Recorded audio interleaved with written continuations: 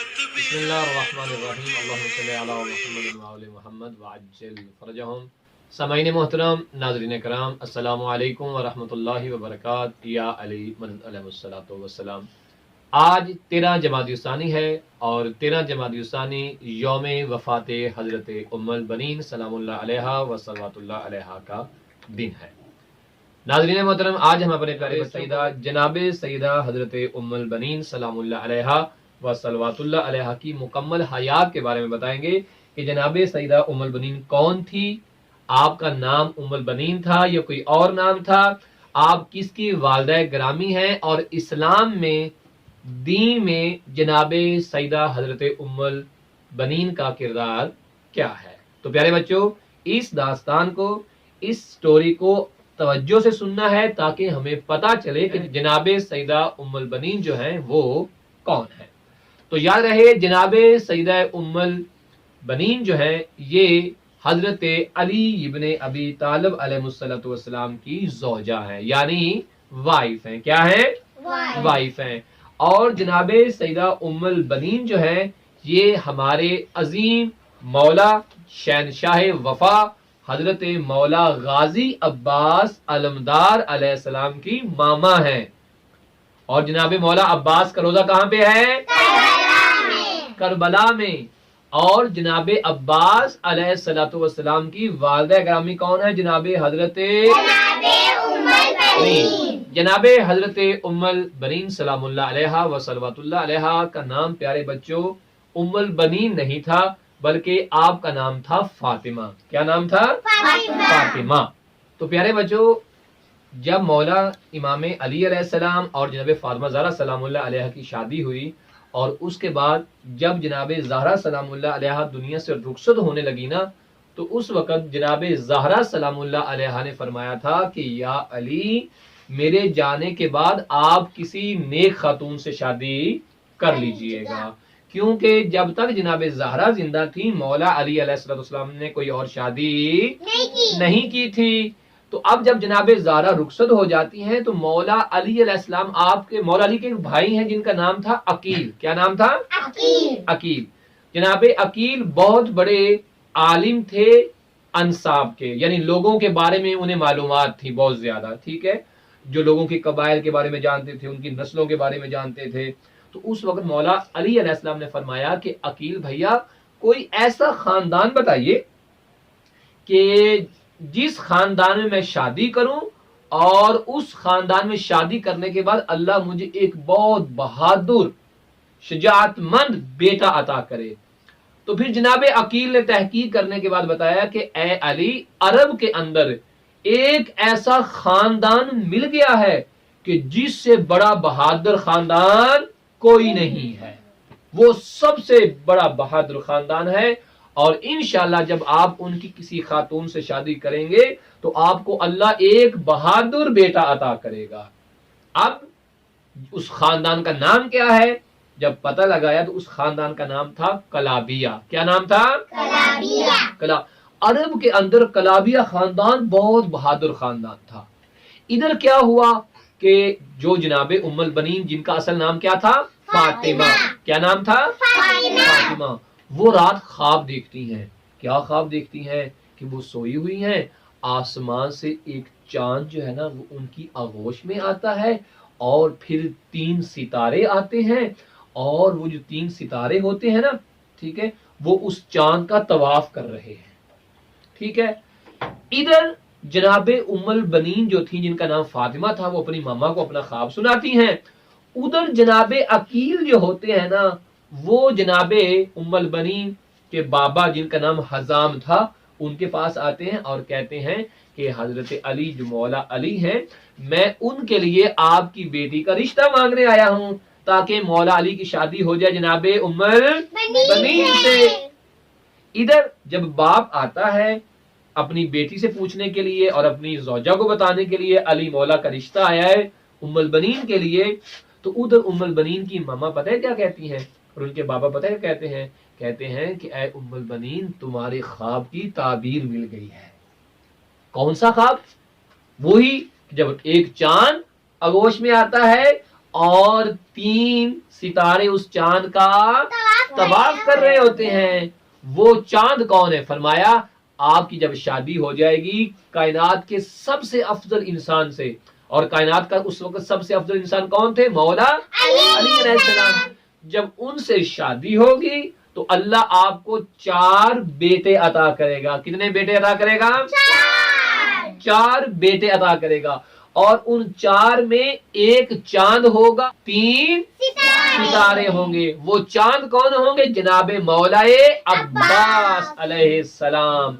मौला अब्बास को इसलिए कमरे बनी हाशिम भी कहते हैं। कमर का मतलब क्या होता है? चांद, यानी बनी हाशिम का चांद। जब जनाबे उम्मुल बनीन की शादी हो जाती है मौला अली अलैहिस्सलाम से, तो मौला अली से जब शादी हो जाती है तो बीबी जब घर जाती है ना, ठीक है, तो जो घर की चौखट, जो घर का दरवाजा होता है ना, वहां जाकर उस चौखट को ऐसे चूमती हैं।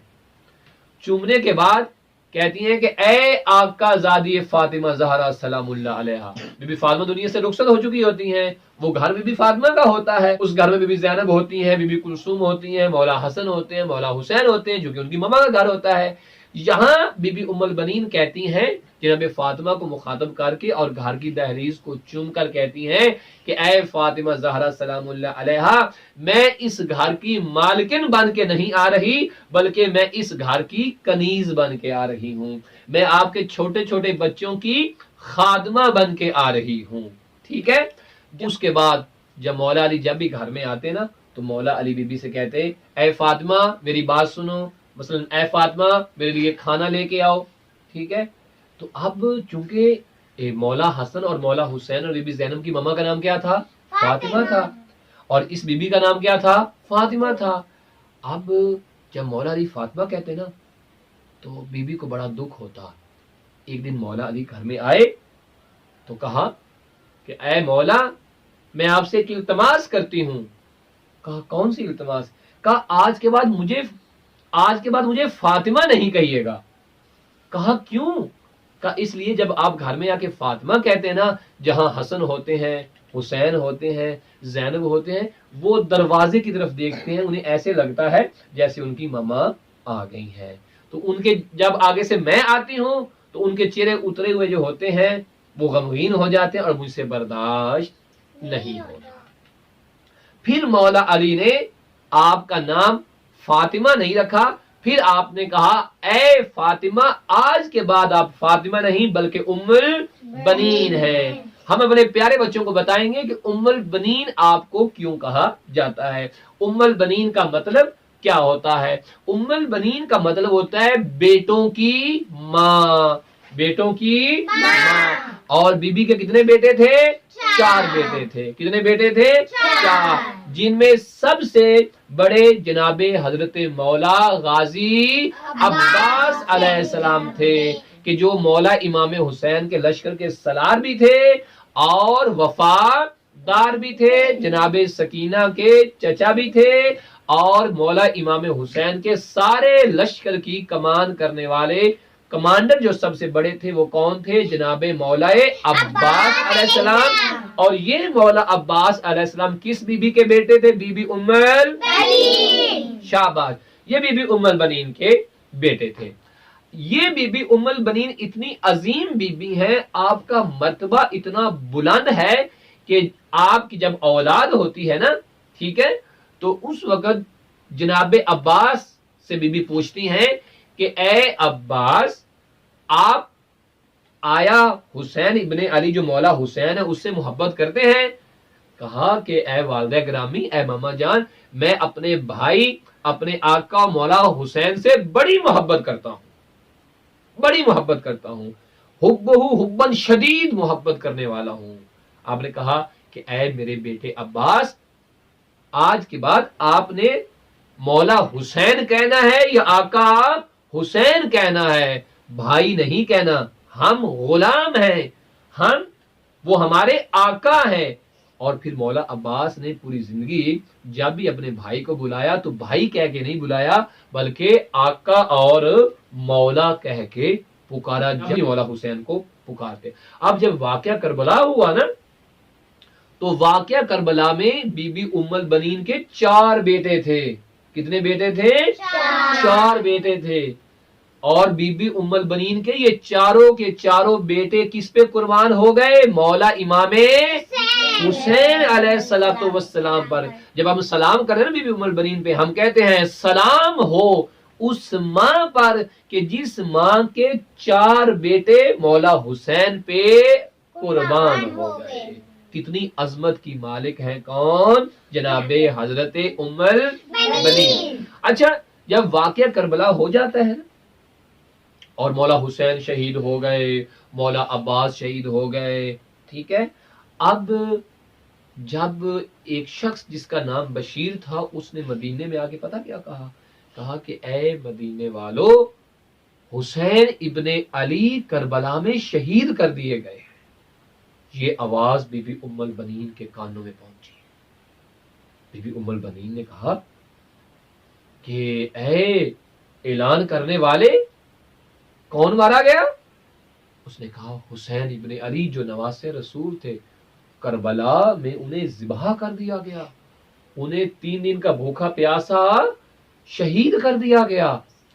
یہاں جب بی بی پوچھتی ہے نا کہ تو جو بتا رہا ہے کہ حسین ابن علی قتل کر دیے گئے، کیا جب حسین ابن علی کو قتل کیا گیا تو اس وقت میرا بیٹا عباس نہیں تھا؟ یہ کیسے ہو سکتا ہے کہ جناب عباس بھی موجود ہوں، اتنے بڑے بہادر، اتنے بڑے شجاعت مند، میرا بیٹا عباس ہو تو کسی میں کیا جرت، کسی کی بھلا کیا مجال کہ وہ امام حسین کو قتل کر دیں. پھر اعلان کرنے والا بتاتا ہے کہ اے بی بی، جب حسین ابن علی کی گردن پہ خنجر چلا تھا نا، اس وقت تیرا بیٹا موجود نہیں تھا. اگر عباس مولا زندہ ہوتے تو پھر مولا حسین شہید کبھی بھی نہ ہوتے. کسی بھی طاقت ہی نہیں تھی کہ وہ مولا کے قریب آ جاتے ہیں. کہا کہ اے بی بی، جب حسین ابن علی کو قتل کیا گیا اس سے پہلے آپ کے بیٹے عباس کو شہید کر دیا گیا تھا. پھر بی بی پوچھتی ہیں، پھر بی بی کہتی ہے میرے بیٹے عباس کو کیسے شہید کیا گیا؟ وہاں بتانے والا کہتا ہے کہ ان کے سر پہ دشمن نے، ظالم نے ایک بہت بڑا آگ کا گرز مارا ایسے سر پہ پیچھے سے آ کے، اور مولا عباس گھوڑے سے زمین پر گرتے ہیں. بی بی کہتی ہے نہیں، میں یہ بات نہیں مانوں گی. کیوں بی بی؟ کہا اس لیے کہ جو میرا بیٹا عباس تھا وہ اتنا بہادر تھا، اتنا شجاعت مند تھا، اس نے تو بچپن میں یہ وار روکنے سیکھے ہیں. کوئی ادھر سے اگر حملہ کرتا عباس اس ہاتھ سے روک لیتے تھے، کوئی ادھر سے حملہ کرتا تو مولا غازی ادھر سے روک لیتے تھے. یہ کیسے ہو سکتا ہے کہ کوئی میرے بیٹے کے سر پہ حملہ کرے اور میرا بیٹا اسے روکے نہ؟ اب اس نے پتہ کیا کہا؟ اس نے کہا بی بی آپ صحیح کہتی ہیں کہ جب آپ کے بیٹے کے اوپر اگر حملہ ہوتا تو وہ روک لیتا، لیکن اے آقا زادی، جب آپ کے غازی کے سر پہ آگ کا گرز ظالم نے مارا تھا اس وقت آپ کے عباس کے بازو نہیں تھے، بازو کٹ چکے تھے.